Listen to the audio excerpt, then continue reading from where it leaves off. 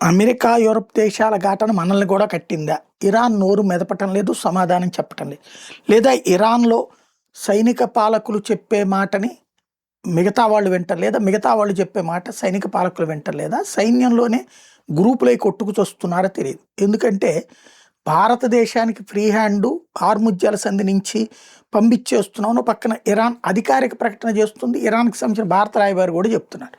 ఇంకోవైపున ఇప్పటికి 35 షిప్పుల్లో 15 షిప్పులు వచ్చినాయి. తర్వాత ఇంకొక 5 మొన్నొచ్చినాయి. ఇంకా 15 షిప్పులు అక్కడే ఉన్నాయి. అలా బయలుదేరిన షిప్పుల్ని ఇప్పుడు తాజాగా గన్స్‌తో బెదిరించి వెనక్కి పంపించింది. హార్ముజ్ జలసంధిని దిగ్బంధం నుంచి విడిపించాక జరిగినటువంటి ప్రక్రియ. ఇదే ఇప్పుడు చర్చకి తావిస్తుంది. ఏం జరుగుతోంది అసలు అక్కడ అన్నటువంటి పాయింట్ అయితే ఎవరికీ అర్థం కావట్లేదు. తాజాగా మీరు నాకు వెళ్ళడానికి అనుమతి ఇచ్చారు. నా పేరు మీ లిస్టులో రెండోదిగా ఉంది.